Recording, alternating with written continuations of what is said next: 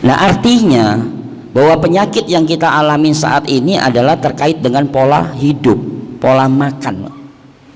Maka wajar ketika Nabi mengatakan dapurmu adalah lambungmu, apa yang kamu makan itu yang menentukan kesehatan kamu ke depannya. Ya, di sini salah satu wujud rahasia kenapa Allah meletakkan dalam surat Al-Mu'minun penciptaan manusia itu dari saripati tanah, unsur tanah di depan, yang kedua air di belakang, 2 kali. Ini wujud dari kasih sayang Allah. Kenapa unsur tanah diletakkan di depan walaupun 1 kali, tapi air diletakkan di belakang 2 kali? Nah, maka pada saat itu saya diskusi dengan seorang ulama, Dr. Abdul Basit, yang penulis tentang buku Pola Hidup Rasulullah. Nah, beliau mengatakan, ya, di sini kita harus memahami bagaimana penciptaan manusia, ya, karena Allah mendesain kita itu dari saripati tanah, bukan dari air lebih dominan di depannya. Maka apa perbedaan tanah dan air? Maka pada saat itu kita mengkaji semuanya, maka sangat luar biasa perbedaan tanah dengan air. Karena kalau Allah menciptakan kita hanya murni dari air dan meletakkan hukum air di depan, maka usia kita tidak panjang, Pak. Karena air memiliki sifat jenuh yang kuat. Contoh, 1 gelas air mineral, ketika kita masukkan 1 sendok makan gula pasir, diaduk, larut tidak, Pak? Larut. Kita masukkan 2 sendok makan gula pasir, larut tidak? Larut. Kita masukkan 3 sendok makan gula pasir, jenuh. Airnya manis, gulanya utuh. Bayangkan kalau Allah meletakkan unsur air di depan, maka usia kita itu tidak akan pernah lama karena mengalami kejenuhan yang kuat. Tapi ketika Allah meletakkan unsur tanah di depan, tanah ini tidak hanya pelarut tapi dia penyerap. Maka apapun yang kita makan pasti akan diserap oleh dia. Nah, maka para ulama mengatakan pelajarilah tanah, pasti kalian akan mempelajari tentang diri kalian. Maka kita lihat tanah yang sehat seperti apa, Pak? Ada hujan, tidak banjir, menyerap. Tanah yang sakit, ya air lewat terus karena pori-pori tanah yang sakit. Itu tubuh kita. Ya, itu tubuh kita. Nah, maka kalau dalam teori tanah, bagaimana membiarkan tanah ini supaya sehat kembali? Maka dalam teori pertanian itu, maka ditanamlah tanaman kacang-kacangan untuk meningkat nitrogen bebas supaya unsur N kuat di dalam tanah sehingga tanah tersebut subur kembali. Maka bahasa Al-Quran adalah menanam tanaman berkeping 2 sebagai energi. Ya, energi ini salah satu adalah menangkap nitrogen bebas di dalam tubuh kita. Maka kalau hari ini kita sembelit, sering makan kacang-kacangan, nanti buang kotorannya sangat banyak, itu adalah proses detoksifikasi. Karena sebagaimana bahasa Al-Quran tentang kacang-kacangan. Ya, nah kalau tanah aja harus kita biarkan selama 5 tahun, baru tanah itu sehat kembali. Nah, maka kita selaku manusia itu ada bab bagaimana detoksifikasi secara sempurna. Maka seorang dokter dari Inggris mengatakan seharusnya umat Islam itu sehat dan tidak pernah sakit, karena dalam 1 pekan mereka ada puasa, dalam 1 bulan mereka ada puasa, dan dalam 1 tahun ada puasa. Pertanyaannya, kenapa kita banyak yang sakit? Ya? Karena pasti yang ada di mindset kita, ya karena kita jarang puasa. Ya? Nabi suka makan daging kambing. Nabi kenapa tidak kolesterol? Karena bab tentang kolesterol tidak diangkat dalam Tibun Nabawi. Tidak ada darah tinggi, asam urat diangkat dalam Tibun Nabawi. Ya, tapi kolesterol tidak. Kenapa? Luruskan dalil tersebut bahwa Nabi sering makan daging, Nabi sering puasa. Nah, kita sering makan daging, nggak pernah puasa. Ya. Setiap makhluk yang Allah ciptakan melalui puasa pasti hasilnya maksimal. Saya pernah meneliti tanaman alpukat. Saya buat 2 penelitian di Bogor. Yang pertama, tanaman alpukat dengan jenis yang sama dan usia yang sama saya letakkan di luar. Lalu yang kedua, tanaman alpukat juga yang usianya sama, jenisnya sama, saya masukkan ke dalam greenhouse. Ya. Pada saat berbuah terjadi perbedaan yang sangat signifikan. Tanaman alpukat yang di luar, sebelum dia keluar bunga dan buah, maka Allah berikan pahlawan, yaitu ulat yang warna hitam, Pak, untuk menggerogotin daunnya. Artinya menggerogotin daun semua adalah sebagai pruning alami. Untuk apa? Tanaman itu mengadakan puasa sesaat. ya habis daunnya semuanya. Maka pada saat tumbuh, yang tumbuh adalah bunga. Setelah bunga, maka yang tumbuh adalah buah. Nah, beda dengan tanaman alpukat yang kita letakkan di dalam greenhouse. Ya, dia tidak melalui perunding alami sehingga ulat tadi tidak datang dan daunnya banyak. Maka nutrisi yang ada di tanah yang diserap hanya unsur NK-nya hilang. Ya, maka terjadilah pada saat panen kita hitung tanaman alpukat yang diletakkan di luar yang melalui proses puasa, yaitu ulat hitam yang didatangkan oleh Allah, maka panennya 3 kali lipat dibandingkan dengan tanaman alpukat yang ada di greenhouse. Nah, ini menandakan bahwa setiap makhluk Allah yang dianjurkan untuk puasa dan dia melakukan puasa pasti hasilnya baik. Ya, saya meneliti lagi di Rumah Sakit Darmais karena kebetulan saya mengajar juga di Ikatan Dokter di Jakarta sama di Semarang. Ketika saya masuk tentang penyakit kanker, saya masuk ke rumah sakit, lalu saya mengatakan kepada beberapa dokter di sana, "Dok," saya bilang, gitu masuk saya dihadapin 2 ular besar. Dokter kaget, "Yang benar Ustadz?" "Iya, tuh logonya 2 ular besar. Darmais itu logonya 2 ular besar, Pak. 1 ular aja berbisa, ini 2." Ya.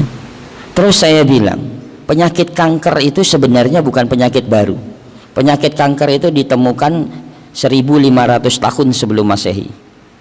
Makanya mereka mengatakan satu penyakit yang keluar seperti daging, ya, lalu dipotong dengan besi panas. Ini 1500 tahun sebelum Masehi. Nah, maka Nabi mengatakan, kalau seandainya ada yang melebihi takdir tentang bahasa kematian, ya, itu adalah ain. Dan disitulah para ulama mengatakan bahwa saraton, kanker, tumor, penyebabnya adalah ain, dari pandangan mata. Nah, maka saya katakan bahwa penyakit kanker hari ini selain dari pola hidup dan pola makan, ini adalah penyebabnya adalah ain. Mereka tidak percaya. Akhirnya saya minta 5 sampel pasien di ruang PIV. Yang pertama saya datang, seorang bapak sakit kanker kolon, kanker usus. Saya tanya, "Bapak bisa baca Al-Quran?" "Bisa, Ustaz." "Coba pegang, bacakan Al-Quran." Ternyata Al-Quran itu langsung dilempar. Dia nggak mau. Nah, yang kedua, mamai, kanker payudara. Ya, sama juga. Nah, lalu saya mengatakan kepada dokter tersebut, makanya menjadi standar dalam kitab Bimaristan, kitab rumah sakit zaman dulu, seorang dokter itu harus hafal Quran. Sehingga ketika dia menangani pasiennya, maka dokter ini wajib membacakan doa-doa kesembuhan dulu kepada pasiennya. Ya, maka tidak langsung melakukan tindakan, maka dia melakukan kajian-kajian tersendiri. Salah satunya adalah mendidik pasien itu untuk nyaman dan membacakan doa-doa kesembuhan. Nah, dari situ kita buktikan bahwa yang dikhawatirkan oleh Rasulullah tentang bahaya penyakit, tentang kanker ini terjadi. Nah, maka pada saat saya coba menelusuri jejak tentang pengobatan, akhirnya saya masuk setelah dari Timur Tengah, saya masuk ke Thailand, karena di situ saya untuk menerjemahkan beberapa kitab tentang bagaimana kurma itu sifatnya panas, lembab dan kering dalam kajian Tibun Nabawi, itu sulit sekali, Pak. Maka saya masuk ke kuil, di salah satu kuil di Thailand. Nah, ternyata mereka itulah yang mencontoh bagaimana Nabi kita melakukan kebiasaan. Nah, maka kalau kita lihat apa alasan Nabi seumur hidupnya, Nabi itu sakitnya 2 kali, dan sakitnya Nabi itu di luar tubuhnya, disebabkan dari luar tubuhnya, bukan dari dalam tubuhnya. Ya. Yang pertama, Nabi sakit karena terkena sihir. Para ulama sepakat semuanya tentang Nabi ketika terkena sihir bahwa tidak mengganggu tentang turunnya wahyu dan nubuah kepada beliau, tapi menjadi pembelajaran pada kita. Yang kedua, Nabi sakit itu terkena racun pada saat perang Khaybar, ya, dan racunnya ini adalah racun yang maha dahsyat. Apa kata para ulama? Jenis racunnya itu labiti. Labiti itu adalah racun yang maha dahsyat yang dibubuhkan di paha bagian atas domba. Ketika sahabat mencium, membiru, meninggal. Tapi Nabi kita sempat menggigit daging tersebut, dan daging itu mengatakan, "Ya Muhammad, di dalam tubuhku ini ada racun." Ya, langsung Nabi lepehkan. Ya, tapi racun itu sudah masuk ke dalam tubuh Nabi. Tapi Nabi kita bisa bertahan selama 4 tahun dan masih mimpin peperangan besar. Nah, ini menandakan bahwa sosok seorang Nabi kita kuat. Nah, maka Nabi kita itu kuat. Lalu apa sih yang menyebabkan Nabi kita kuat? Ya, salah satunya memang Nabi suka olahraga. Nabi suka olahraga. Ya, kalau kita olahraga sunnah katanya. Tapi saya katakan bukan olahraga sunnah. Ya, memanah, berkuda, berenang itu bukan olahraga sunnah, tapi olahraga selfie hari ini. Karena datang mau mana cuma tarik busur, selfie, selesai, nggak dilanjutin. Ya, berenang, masuk kolam renang, selfie, upload, selesai, nggak berenang. Ya, semuanya aja menjadi olahraga selfie. Akhirnya apa? Efeknya tidak akan dirasakan. Nah, yang kedua yang menyebabkan Nabi sehat, manajemen tidurnya Nabi. Kira-kira Nabi sehari tidurnya berapa kali? Berapa kali Nabi tidur? 2 kali. Nabi tidur itu sehari 3 kali. Maka Nabi katakan, aku tidak pernah melek setelah Isya. Aku tidak pernah tidur sebelum Isya. Aku bangun sepertiga malam. Ya. Lalu aku tidur lagi antara azan subuh dan iqamat. Maka disitulah sunnahnya antara azan subuh dan iqamat waktunya diperpanjang. Ya, aku tidur lagi di waktu siang. Jadi tidurnya Nabi itu 3 kali. Ya, manajemen tidurnya.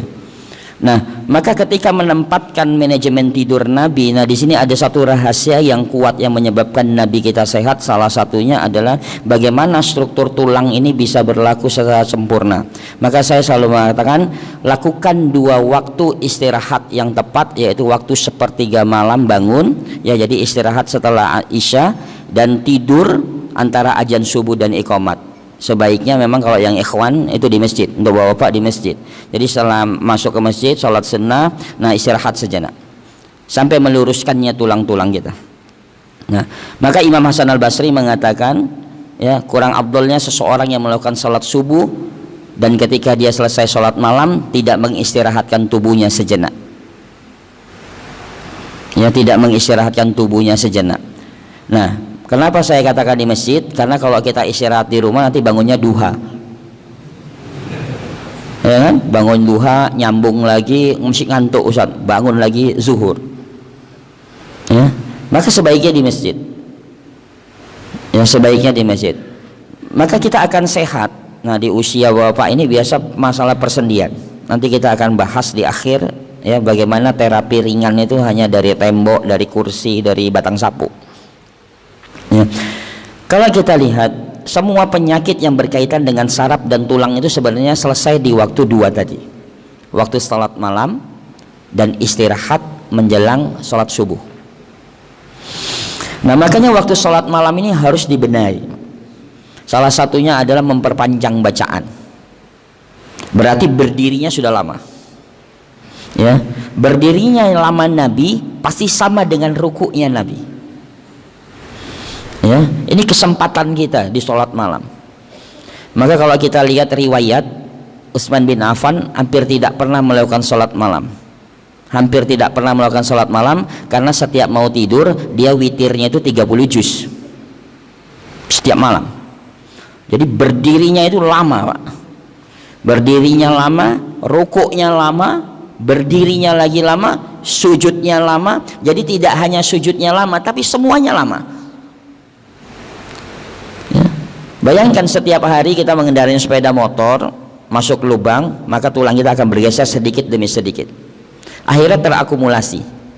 Nah, seharusnya selesai dengan sholat 5 waktu. Tapi sholat 5 waktu kan tergantung imam, Pak. Ada imam yang cepat, ya, kayak burung pelatuk, ya, ada yang lambat. Nah, kalau misalnya imamnya lambat, maka sempurna, saraf kita akan kembali. Tapi kalau tidak, maka dimunculkanlah di waktu malam sebagai penyempurna 5 waktu.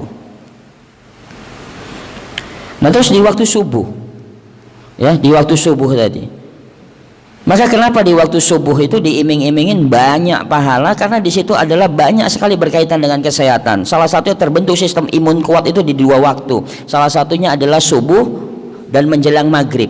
Maka ada zikir pagi dan petang. Maka disitulah diiming-imingin siapa yang berinfak di waktu subuh maka ada 2 malaikat yang datang untuk apa? Supaya kita terjaga. Ya, tentang pahala di waktu subuh seperti apa? Nah, supaya kita terjaga. Nah, maka akan selesai permasalahan yang berkaitan dengan saraf, yang berkaitan dengan tulang ketika melakukan di antara dua waktu tadi, yaitu salat malam dan istirahat. Ya, istirahat antara azan subuh dan iqamat. Nah, ini adalah terapi yang sangat sederhana yang dilakukan oleh Rasulullah. Lalu apalagi yang menyebabkan Nabi kuat? Nah, yang menyebabkan Nabi kuat, setiap bangun dari tidur, ya Rasulullah SAW selalu mengkonsumsi madu. Setiap bangun tidur. Ya, setiap bangun tidur. Berapa banyak, Ustaz? Ya, memang tidak diriwayatkan tentang jumlah. Ya, tapi menjadi kajian khusus standar internasional bahwa pagi hari itu sekitar 40 gram sampai 60 gram di pagi hari. Kenapa Nabi bangun dari tidur mengkonsumsi madu dengan air atau mengkonsumsi madu? Nah, karena uniknya madu ini adalah merubah karakter. Ya, air yang dicampur madu, kalau madunya berkualitas baik, maka air ini akan merubah sifat menjadi alkali kuat. Makanya kalau ada dulu kasus Muhammad Ali yang Parkinson, Pak, ketika saya baca jurnalnya, itu sehatnya dengan terapi madu. Ya, kenapa dicampur dengan air? Karena madu itu mengalami proses pencernaan pertama di perut lebah. Perut lebah itu punya lapisan lilin. Ya, ketika kita konsumsi lagi langsung, maka dia baru bisa dicerna oleh tubuh kita sekitar 30 menit. Dicampur dengan air terjadi pemisahan antara lapisan lilin dengan madunya, maka kita bisa menjadikan energi selama 7,5 menit. Ya, jadi ini rahasianya kenapa. Nah, lalu orang yang tidur itu biasanya enzimnya drop. Maka madu ini untuk mensupport tentang enzim yang hilang atau yang lemah. Yang berikutnya, madu ini sebagai prebiotik. Prebiotik itu adalah makanan dari probiotik, ya, bakteri-bakteri yang aktif di dalam pencernaan kita sebagai bakteri pengurai. Dengan catatan madunya harus asli. Ya, karena banyak sekali madu yang kita teliti di dalamnya itu adalah bakteri jahat aktif. Ada salmonella segala macam aktif. Ya, karena apa? Ternyata di dalamnya adalah glukos dan fruktos dari bahan singkong. Akhirnya pas dimakan malah menghadirkan bakteri jahat yang seharusnya dia sebagai prebiotik. Ya, jadi itu yang menyebabkan Nabi sehat. Bangun tidur beliau konsumsi madu. Ya, terus sikat giginya kapan? Nah, Nabi itu setiap berwudu dia sikat gigi. Jadi salah kalau dikatakan bahwa sikat gigi itu nanti setengah jam setelah sarapan. Nah, ini dalam ilmu kedokteran gigi.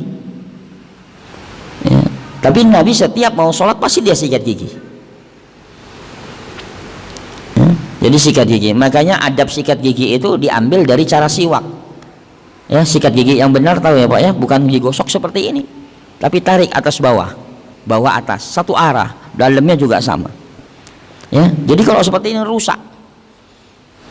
Ya, maka siwak yang benar ya seperti itu.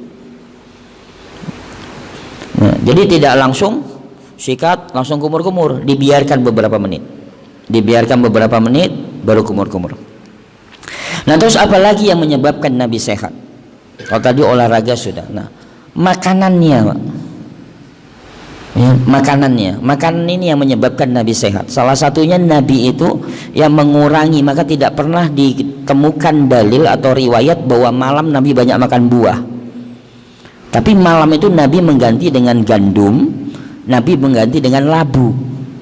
Nah, kenapa? Ketika makan daging di malam hari, daging itu baru bisa dicerna di dalam perut kita itu 6-7 jam, bahkan kadang sampai 8 jam. Maka ketika malam kita makan daging, maka rasakan nanti besok paginya badannya sakit semuanya, asam, gembung, mual. Nah, karena ketika mata terpejam, lambung terus bekerja. Maka Nabi meletakkan konsumsi daging itu bukan di malam hari, tapi di waktu siang. Nah, konsumsi buah itu bukan di malam hari, karena semanis-manisnya buah ada asamnya. Maka orang yang makan buah banyak di malam hari itu juga mengganggu kualitas tidurnya. Maka diletakkannya gandum dan diletakkannya labu di malam hari. Ya. Jadi ini salah satu pembelajaran bagi kita untuk hidup sehat. Hidup sehat itu murah meriah. Nah, terus apa lagi yang menyebabkan Nabi sehat? Tadi makanannya sudah jelas. Makanannya baik, makan buah dulu sebelum makan. Ya, olahraga. Nah, Imam Muslim mengatakan yang menyebabkan kita sehat salah satunya adalah berwudu sebelum makan. Berwudu sebelum makan maka akan terhindar penyakit berat, atau kumur-kumur sebelum makan dan kumur-kumur setelah makan.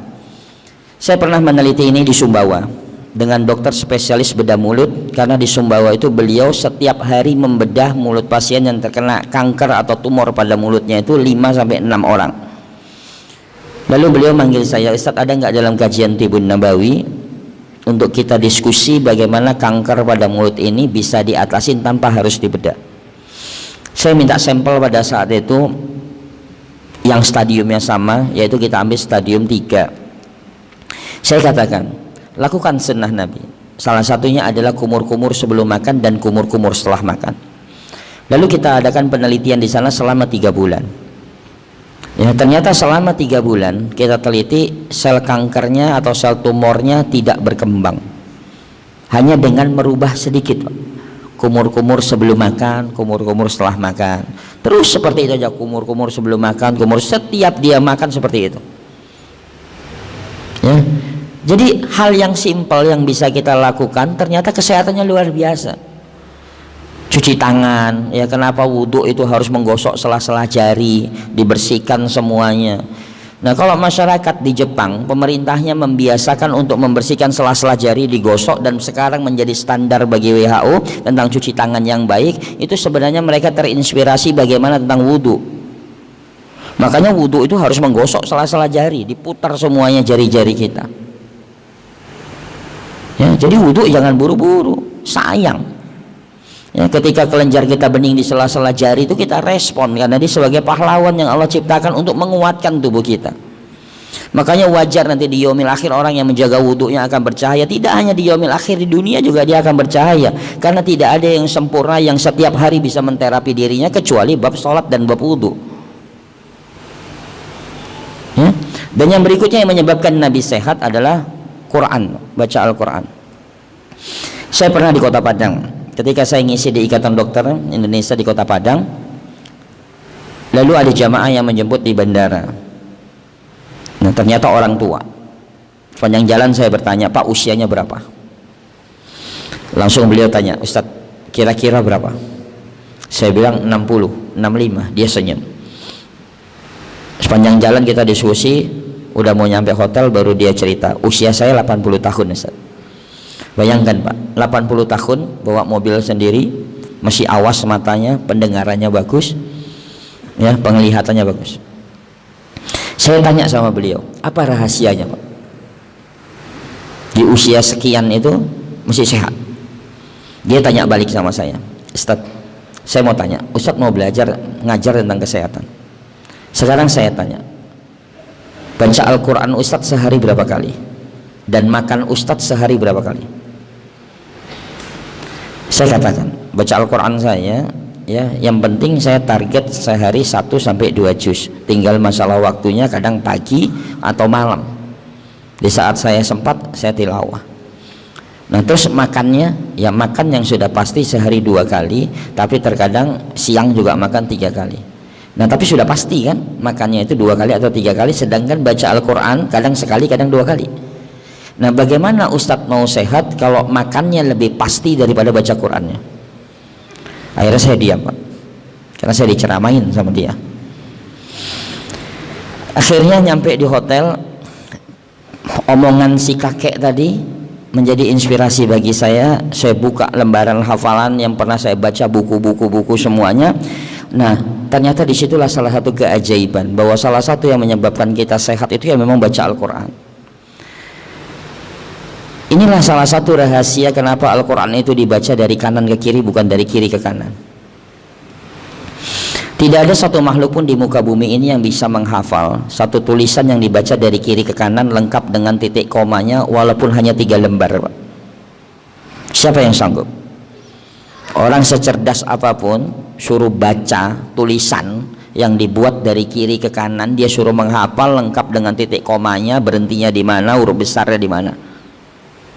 Ada yang bisa tidak? Nggak usah 3 lembar, 1 lembar dia suruh menceritakan harus mirip. Nggak ada yang sanggup. Tapi Al-Quran dibaca dari kanan ke kiri, dari kanan ke kiri, sekian banyak kita yang bisa menghafal dan lengkap tahu berhentinya di mana, Pak.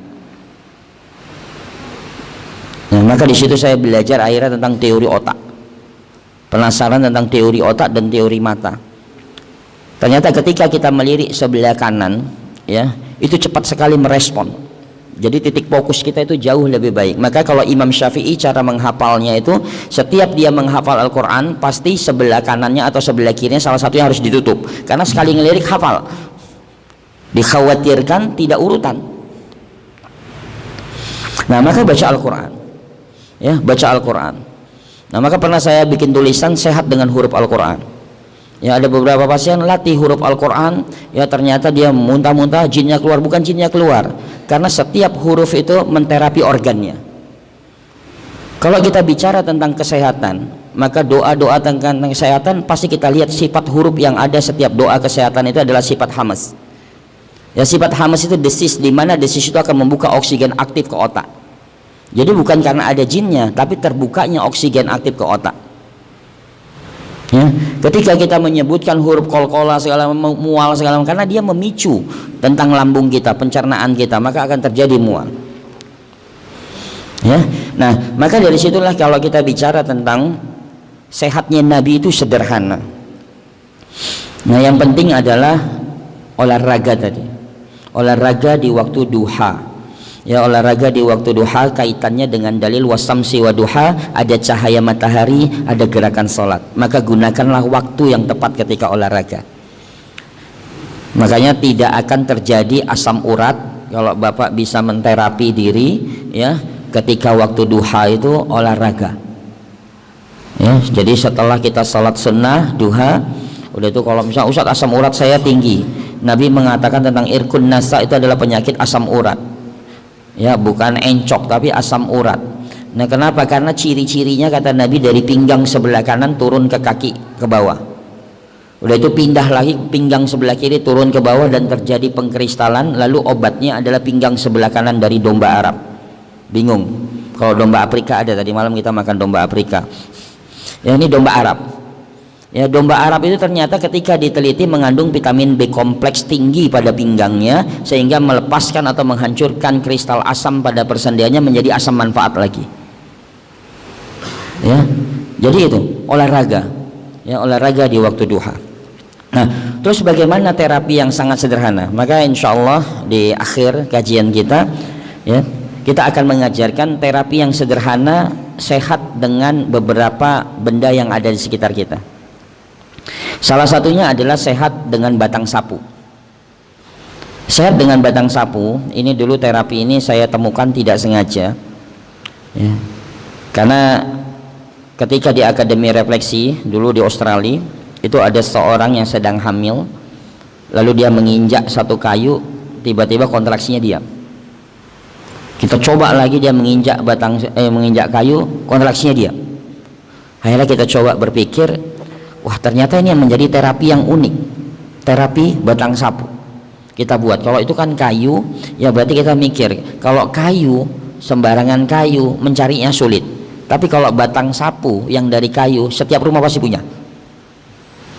Ya, akhirnya saya munculkan tentang terapi tersebut. Di 2008 saya munculkan di Krakatau Steel. Nah, ternyata dari pihak perusahaan mengucapkan terima kasih, biaya kesehatan mereka menurun 20%, karena setiap pagi sebelum masuk injak-injak batang sapu. Ya. Nah, jadi nanti untuk di masjid ini kalau sering sakit-sakit siapin batang sapu, Pak. Ya, masih sakit berarti jarang injak-injak batang sapu. Ya. Jadi injak-injak batang sapu. Ya, injak-injak batang sapu, bagaimana caranya? Misalnya batang sapu kita injak aja, jadi jangan digosok, kita berdiri. Ya, berdiri dari ujung jari terus jalan sampai tumit. Tumit nanti balik lagi, nah lakukan 7 menit di pagi hari, 7 menit waktu malam mau tidur.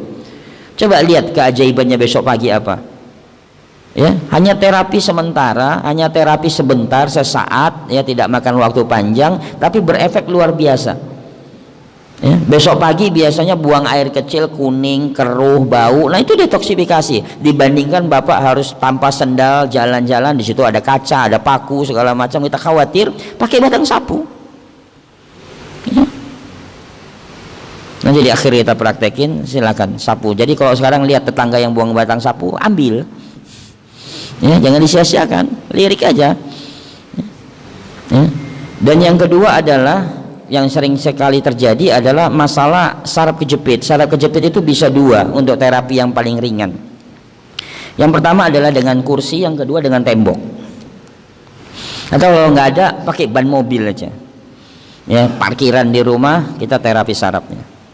Nah, jadi tidak ada alasan untuk kita tidak sehat dari sesuatu yang ada di sekitar kita. Tinggal masalahnya kita mau atau tidak.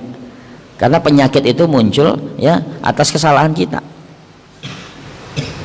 Jadi kalau orang sudah jelas, ya SOP-nya sudah jelas, makan buah sebelum makan, aturannya sudah jelas, puasa sunnah Senin Kamis ayamul bid dia lakukan, insya Allah sehat. Ya.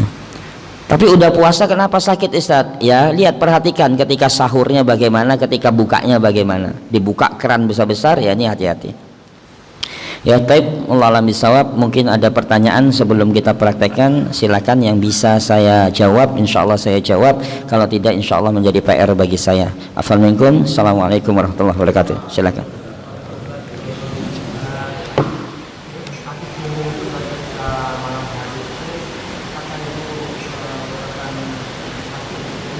Ya, baik, baik. Sekalian.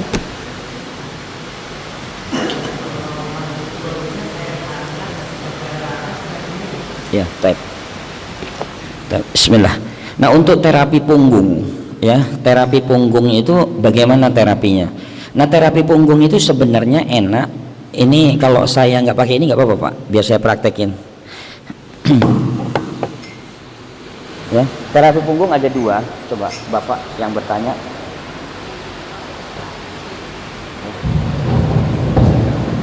Kalau misalnya daerah punggungnya masalah, ini ada otot yang dimana ototnya itu kalau ditekan sesaat merespon seluruh tubuh.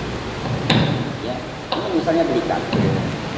Di bawah belikat ini pas posisi di tengahnya. Ya, kita tekan seperti ini. Ya, kita tekan seperti ini. Tekan sebentar. Ya, hitungan misalnya 10 kali, setelah dilepas maka dia akan mengalir semuanya, pembuluh darah terasa hangat. Nah, jadi kanan kiri dilakukan. Nah, yang kedua, posisi ruku sempurna. Ya, misalnya matahari di belakang kita, ini di waktu duha, ya, langsung posisi ruku. Coba posisi ruku, Pak. Ya, misalnya matahari di belakang. Ya, kita ngadep ke sana. Nah, ya, posisi ruku sempurna. Nah, ini kepala. Nah, oke. Ini lurus, ini sambil manasin matahari ya. Ya, jadi dia biar bergerak dari pinggang, nanti dari pinggang ini akan menyerang. Karena punggung ini yang menguasain adalah saluran kemih atau kandung kemih. Makanya kalau zaman dulu ketika digosok punggung kok nyaman ya, enak ya. Ya. Karena memang ini adalah saraf di mana kandung kemih kita atau saluran kemih kita berada. Makanya nyaman. Jadi kalau ada orang yang tidak tenang pasti dia elus-elus, anak sakit dia elus-elus, cepat sembuh. Karena nyaman ya. Baik, jadi seperti itu. Jadi itu bisa lakukan terapi seperti itu. Nah, punggung kadang ini kalau adanya di sini, ini adalah terusan dari lambung. Ya, karena lambung itu jalurnya memang beradanya di sekitar punggung. Ya, masuk seperti ini. Jadi dari lambung naik ke dada, dada kepala, telinga, menelusurin lalu membelah dada. Nah, ini jahatnya lambung. Nah, itu bisa dengan tembok. Misalnya terapi tembok yang sederhana, misalnya tembok di rumah, kaki kita naikkan. Nah, ini lurus. Ya, jadi lurus dibandingkan kita harus pakai kayu yang mahal, pakai tembok aja. Ya, pakai tembok kita lakukan. Nah, jadi posisinya seperti ini. Nah, kita lurus. Jadi ketahan dari betis sampai pangkal paha. Nah, berapa kali? Kira-kira aja dihitung 1, 2, 3, 4, 5, lepas, ganti. Ya, lurus lagi. Jadi seperti ini tadi. Nah, coba Pak. Wah, sekalian yang nanya bikin praktek. Tangan di sini, Ustaz. Ya, tangan di situ, naik agak. Nah, ini diperhatikan posisi kaki harus tertekan full. Nah, terus badan diperhatikan lurus. Jangan pantatnya saja ya atau perutnya, tapi semuanya lurus. Nah, apa yang dirasakan, Pak? Terasanya ini agak tuh terasa semuanya kan ya, pindah ke kaki sebelah lagi. Nah, terus ya, nah lepas. Coba apa yang dirasakan? terasa di arah punggung ini memang terjadi pergerakan seperti melurus gitu deh. Betul. Taib. Ya, jadi sederhana Pak, ya, dengan tembok. Kan kalau di rumah pasti ada tembok kan? Ya pakai tembok. Jadi nggak usah terapi mahal-mahal.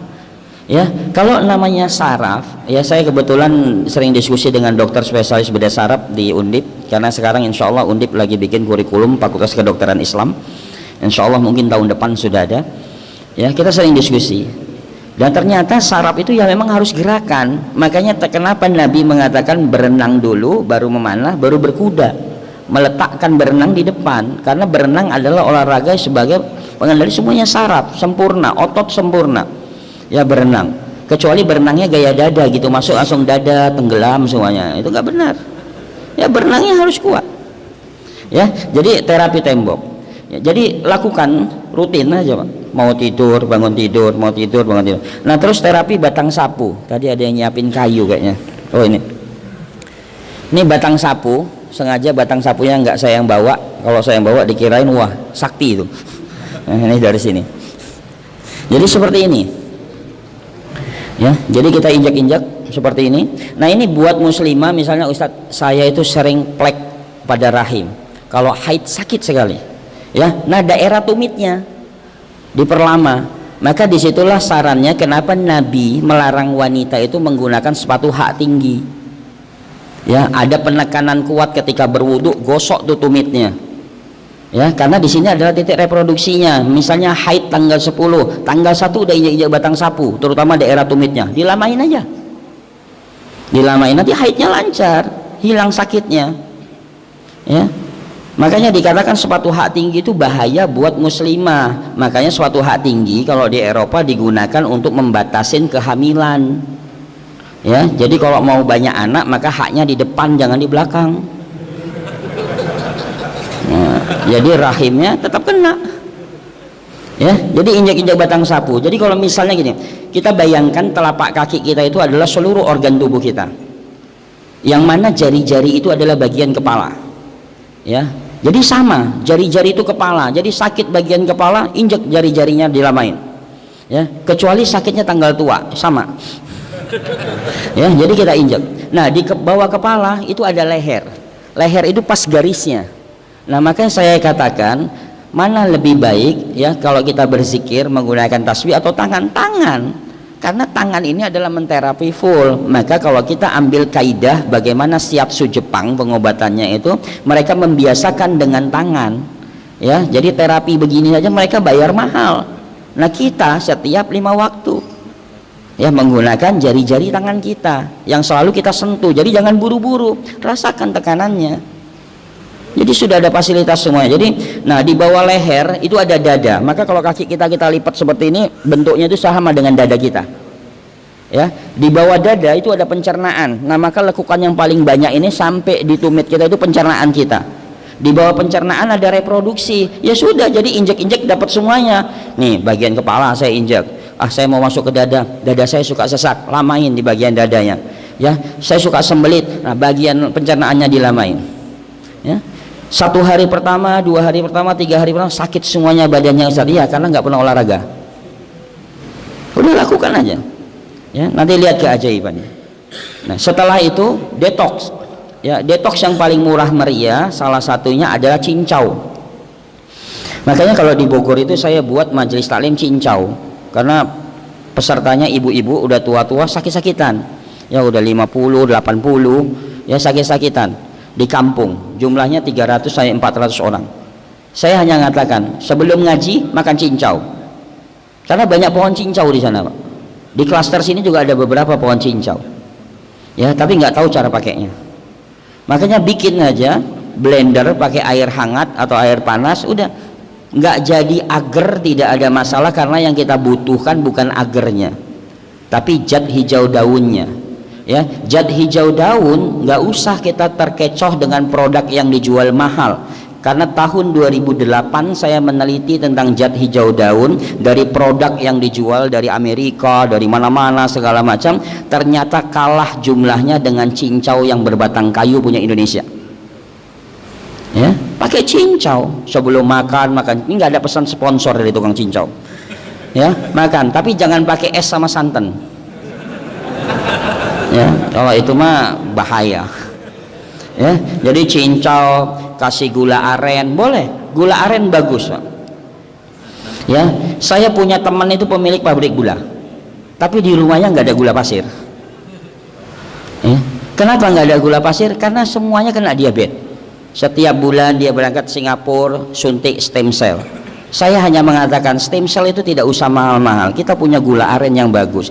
Gugus pembentuk sel itu kan 22 asam amino dan 60 mineral aktif. Nah itu ada di gula aren, pakai gula aren ya. Jadi itu terapi batang sapu, bersihkan perut, selesai. Cincau susah, ada lidah buaya, pakai lidah buaya, bersihkan kulitnya semuanya, cuci, blender ya. Bau nggak enak Ustadz, campur buah-buahan sedikit atau sayuran sedikit supaya enak, konsumsi. Lidah buaya masuk kajian dalam Tibun Nabawi dan bab tentang mata, karena ketika Utsman bin Affan matanya kabur maka menempelkan lidah buaya ya, alhamdulillah Allah berikan kesembuhan. Maka untuk mendinginkan mata itu dengan lidah buaya ya, jadi pakai yang sederhana, jadi tidak usah terapi. Nah terus berikutnya madu, minum madu apakah air dingin atau air hangat? Air hangat, tetap menggunakan air hangat tapi tidak lebih dari suhu 50. Jadi kalau bahasa kita angat-angat kuku ya, jadi hangat biasa saja, diaduk ya supaya tidak rusak enzimnya. Walaupun madu memang di suhu 90 masih kuat, tapi ada beberapa enzim, salah satunya adalah gugus vitamin C nya hancur di 50. Maka sering sekali ada madu kok baunya kok seperti kecap, seperti aren, udah itu kok lengket. Nah itu biasa proses pemanasan terlalu tinggi. Makanya sebenarnya madu yang bagus itu tidak dipanasi melalui api, tapi melalui uap. Memang pengurangan kadar airnya jadi lama, biasa butuh waktu 10 hari sampai 12 hari ya, tapi itu adalah madu yang berkualitas baik. Karena selama ini teman-teman dimasak sampai mendidih, nah itu rusak. Makanya sering sekali habis minum madu kok jadi nggak enak, jadi batuk-batuk. Nah itu karena fruktosnya pecah menjadi karamel ya. Jadi seperti sebaiknya dengan air hangat. Taip, ada lagi ya sir? Ya taip. Iya, taib. Tadi ibu-ibu kasihan nanti diusir, RT belakang dulu Pak. Silakan Bu.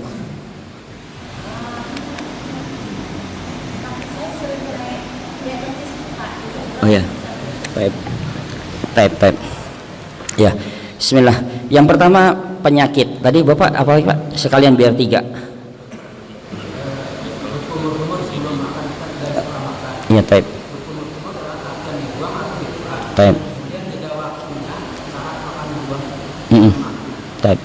Taib. Bismillah.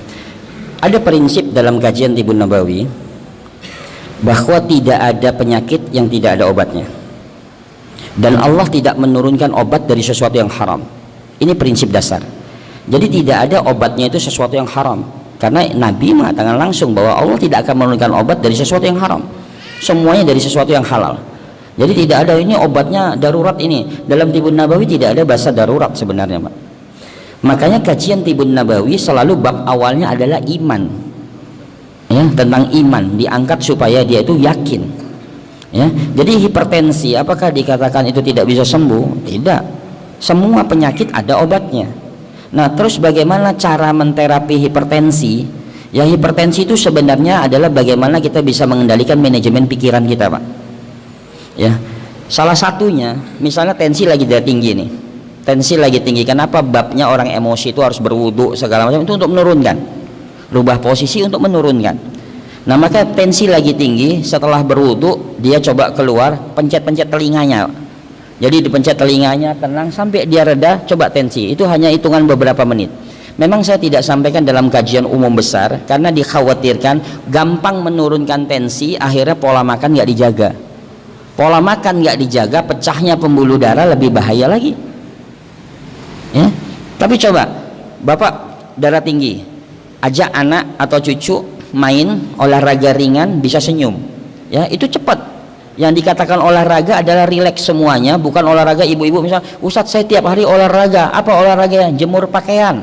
Bukan olahraga, karena pada saat jemur udah keringetan tapi otaknya berpikir nanti hujan nggak ya, kalau hujan nggak kering, menggerutu terus, itu nggak olahraga Ya, saya olahraga Ustadz, udah ngepel, itu juga nggak olahraga, karena pas lagi ngepel pikirannya nanti anak saya datang kotor lagi, ngemel aja terus. Itu bukan olahraga. Yang dikatakan olahraga jalan cepat atau jalan ringan, bawa anak atau cucu happy, itu bagian dari olahraga.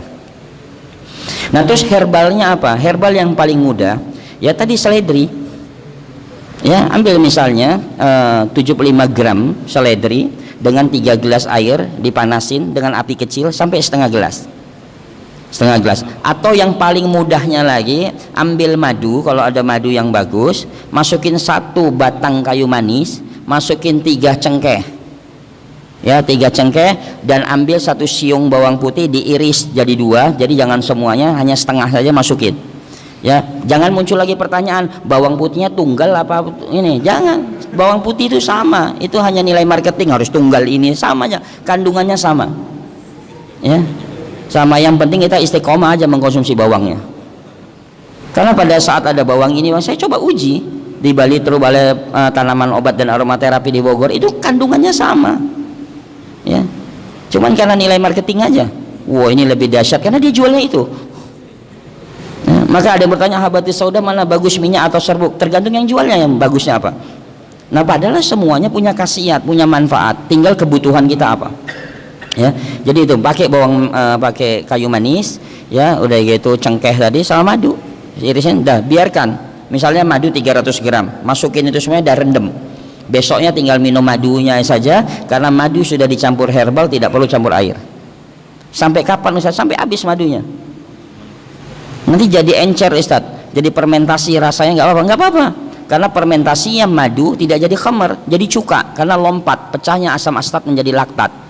Berapa hari? Biasa 7 hari sampai 14 hari ya, karena bakteri aktif. Nah cuka madu kesukaan Nabi, lauk pauk kesukaan Nabi salah satunya adalah cuka. Nah disinilah para ulama mengatakan bahwa cuka yang disebut ada 2, cuka buah dan cuka madu ya, jadi untuk bakar kolesterol segala macam bagus sekali ya cuka madu tadi. Jadi buat sendiri, jadi bisa insya Allah, dan lakukan terapi hijama, bekam ya, bekam insya Allah. Nah terus yang kedua, ibu sakit ya, ini biasanya adalah akumulasi dari bangun tidur. Yang kedua, lihat dari bobot ibu, berat badannya harus dikurangin karena tumpuannya tidak kuat. Nah di persendiannya masalah, glukosaminnya trouble ya. Nah glukosamin itu paling banyak di mana kira-kira Pak?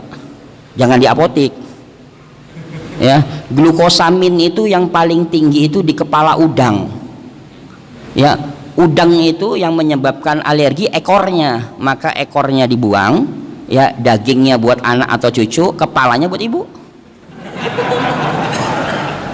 Iya, dimasak, bikin kaldu ya, jadi kayak sup. Jangan dikasih penyedap yang aneh-aneh, tapi bikin aja bumbu yang biasa, seperti bikin sup biasa. Nah kaldunya ibu makan, itu kandungan glukosaminnya baik. Nah terus perbaikin adab bangun tidur. Ada 3 adab bangun tidur ya. Adab bangun tidur yang pertama berdoa, yang kedua mengucek mata, ngucek mata sunnah, yang ketiga baca 10 ayat terakhir dari surat Al-Imran. Nah artinya bangun dari tidur suruh duduk dulu, jangan langsung jalan. Kita bangun tidur jalan, akhirnya terakumulasi, makanya sering naik betis ya, sakit pinggangnya, betisnya sakit. Nah makanya lakukan terapi tadi. Dan yang berikutnya untuk ibu, coba posisi tidur kakinya lebih tinggi, kasih bantal dulu, kasih bantal ya, itu insya Allah akan bisa diatasi. Makanya orang yang sering sakit itu biasa bangun tidur langsung jalan ke kamar mandi, wudhu atau mandi. Nah ini yang salah, makanya sering sekali tiba-tiba kok manyun Ustaz, kan ini menjalankan sunnah mandi sepertiga malam. Mandi sepertiga malamnya bagus, tapi lihat adab mandi itu ada. Makanya adab mandi itu kenapa berwudhu dulu baru mandi. Makanya kalau orang tua dulu pulang kemana-mana cuci kaki, ya kan, cuci kaki, katanya nanti setannya, setan dari mana ya. Yang dikatakan setan itu sesuatu yang menyimpang, karena dia adalah sifat buruk. Jadi kita dari luar masuk ke sini, misalnya yang sederhana begini, ibu datang kajian atau bapak datang kajian, buru-buru datang karena kajian mulai, tidak sholat sunnah, masuk ke masjid. pasti melihat ada sesuatu yang nggak nyaman. Karena Pak, suhu tubuh dari luar belum kita samakan dengan suhu yang ada di masjid. Makanya kenapa ada adab gitu masuk sholat sunnah, ya supaya apa? Sama.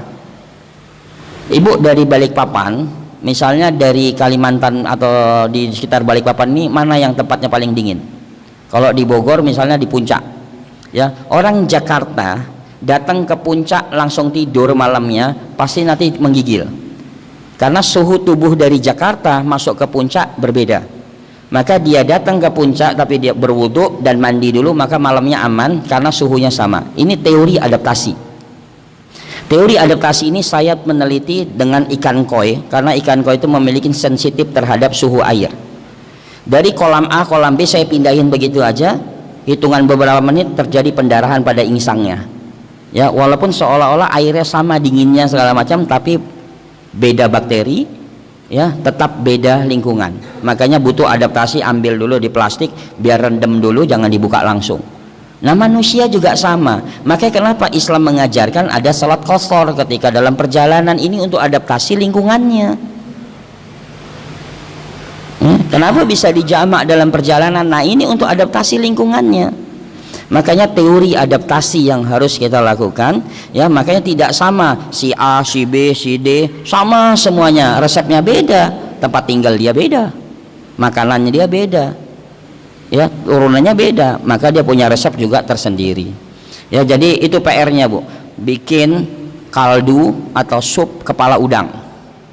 Ya badannya tadi kasih cucu. Ya ekornya yang dibuang, karena yang menyebabkan alergi kuat itu adalah ekor udang. Ya jadi glukosamin. Ya jadi itu insya Allah dengar. Nah yang berikutnya tadi masalah kumur-kumur. Ya kumur-kumur itu sebelum dan setelah makan. Nah terus apakah harus dibuang atau ditelan? Kita yakini kalau mulut kita bersih sebaiknya ditelan. Tapi kalau mulut kita kotor keluar. Maka ketika ada orang mengatakan oh susu sapi tidak baik, saya bilang dari mana Anda mengatakan susu sapi tidak baik? Turunan susu sapi tidak baik. Nah Nabi suka minum turunan susu. Kefir itu adalah turunan susu. Yang membedakan antara susu kambing dengan susu sapi hanya satu. Susu sapi memiliki alergi aktif, susu kambing tidak. Yang salah itu bukan susunya, tapi adab minum susunya yang kita tidak tahu. Maka Nabi menganjurkan ada adab minum susu. Yang pertama berdoa kepada keberkahan susu tersebut. Yang kedua kumur-kumur setelah minum susu. Ya, jadi kita yang salah karena adabnya tidak dilakukan. Anak kita minum susu langsung tidur, anak kita malam mau tidur minum susu, akhirnya giginya rusak, semuanya masalah. Ya, jadi silakan kalau kita yakini mulut kita bersih maka telan. Kalau kita masih khawatir terhadap mulut kita yang kotor maka buang. Ya, jadi sederhana sekali insya Allah. Baik, sampai jam berapa Pak? Sampai capek? Ada lagi atau gimana? Terserah ini. Oh ada lagi. Ini saya kembaliin kepada DKM nih. Nah, oh jeda waktu makan buah makan ya sekitar 15 sampai 20 menit. Untuk apa? Ini ibarat motor kita panasin dulu baru jalan Pak. Jadi ketika masuk buah dulu maka semua enzim kebutuhan sudah terpenuhi sehingga nanti akan membatasi jumlah makanan. Tujuannya sebenarnya adalah supaya makan beratnya tidak terlalu banyak. Jadi itu insya Allah. Terakhir nurunin kolesterol. Ya nurunin kolesterol ini bisa banyak. Yang pertama udah jelas olahraga. Yang kedua ya bisa dengan cuka. Ya cuka bisa dibuat. Misalnya saya di rumah punya cuka apel. Oke cuka apel, nggak usah bicara merek, yang penting cuka apel. Ya nanti tanya aja mereknya apa, nggak usah bicara merek. Nah 1:1 dengan madu dibuat. Karena kalau kita buat langsung atau minum langsung asamnya luar biasa. Jadi misalnya cuka, 1 botol cuka itu sekitar 320 ml. Nah campur dengan madu sekitar 300 gram, taruh di toples, tuang semuanya sama, biarkan. Nah besok tinggal ambil 1 sendok makan dengan setengah gelas air. Airnya air hangat, minum cukanya. Nah kapan waktu minum cuka? Maka Nabi meletakkan 2 sunnah herbal di waktu asar. Nah ini luar biasa. Nabi itu bukan seorang ahli kimia, bukan seorang dokter, tapi meletakkan dua herbal di waktu asar ini sangat luar biasa. Salah satunya adalah cuka dan zaitun. Kenapa? Karena siang hari ini makan kita ini luar biasa, nggak terkontrol, daging segala macam dimakan, maka diletakkannya cuka di waktu asar supaya kolesterol jahat tidak masuk di waktu malam. Ya, nah makanya cuka dan zaitun. Nah, zaitun ini efektif. Maka terjadi pertemuan tahun 1996 di Roma. Ya, 16 peneliti mengatakan bahwa zaitun yang pertama adalah menghilangkan kolesterol jahat. Yang kedua, memperpanjang usia. Ini mereka teliti, dari 16 peneliti ini di Roma adakan pertemuan. Ya. Kenapa? Sekualen yang tertinggi, sekualen itu adalah salah satunya adalah gugus 2 oksigen di dalamnya. Kalau kita lihat dalam rantai kimianya, maka belakangnya adalah 2 oksigen. Makanya orang yang sering lemas, sering ngantuk, minum zaitun. Mau tidur minum zaitun, jadi pada saat bangun tidur segar, karena pelepasan oksigen ketika bercampur dengan darah, akhirnya segar. Nah, orang yang kolesterol juga sama, minum zaitun, ya, jadi biar kolesterol jahatnya hancur, pecah, jadi menjadi partikel oksigen bagus. Ya. Nah, makanya itu zaitun dan cuka itu untuk herbalnya. Kalau habatus sauda gimana? Jangan. Habatus sauda memicu makan. Jadi habatus sauda itu punya kandungan satu, nafsu makan tinggi. Benar. Ya, pada saat saya meneliti habatus sauda itu memang uniknya begitu. Dia memiliki zat kafein anti kanker kuat. Makanya wajar kalau dikatakan obat dari segala macam penyakit, karena tidak ada herbal yang nutrisinya selengkap dari habatus sauda. Ya, tapi masalah untuk program diet habatus sauda bahaya, lapar terus. Ya. Nah, biji habatus sauda beta karotin aktif, vitamin A bagus, serat tinggi. Untuk kesuburan biji habatus sauda bagus. Makanya kalau ada yang bertanya habatus sauda paling bagus, tergantung kebutuhan. Membersihkan masam nipas, minyak nggak sanggup. Sanggupnya adalah biji. Ambil biji habatus sauda 1 sendok makan, sangrai, giling halus, campur madu, cepat bersih darah nifasnya. Ya, untuk kesuburan suami kasih itu, ya, kualitasnya bagus, jumlahnya baik, macam. Nah, jadi nggak usah mahal-mahal. Ya, jadi jangan gara-gara nanti jual minyak paling bagus, biji jelek. Nanti jual yang biji sama yang serbuk, oh biji sama serbuk bagus, minyak jelek. Jadi akhirnya jelek-jelekan, karena intinya adalah jualan. Ya, tapi sampaikanlah sunnah itu secara utuh. Ya, jadi apa yang sunnahnya tadi? 2, zaitun, ya, dan cuka. Itu yang harus kita lakukan, dan yang pasti olahraga dan perbanyak salat sunnah dan puasa sunnah. Wallahu a'lam bishawab. Gimana Bapak DKM? Cukup ya. Tapi mungkin itu yang bisa saya sampaikan. Saya mohon maaf, insyaallah nanti kita bisa sharing-sharing, karena di sini insyaallah ada herbal cerdas yaitu Pak Joko, dan kita juga akan terus nanti suatu saat, karena saya punya cita-cita itu setiap masjid itu harus ada terapi, karena sehat itu harus dari masjid. Makanya nanti insya Allah pas kesini bila perlu bikin pelatihan, ya itu udah nggak usah pusing mikirin biaya. Jadi biar orang kalau sakit-sakit, nah berarti jarang ke masjid, karena kalau ke masjid sakit ditanganin. Ya harus begitu, sehat itu dari masjid, sehat semuanya. Ya, ya kita tutup dengan hamdalah dan doa kifaratul majelis. Alhamdulillahirabbil alamin. Subhanakallahumma bihamdika la ilaha illa anta astaghfiruka wa atubu ilaik. Afwan minkum. Assalamualaikum warahmatullahi wabarakatuh.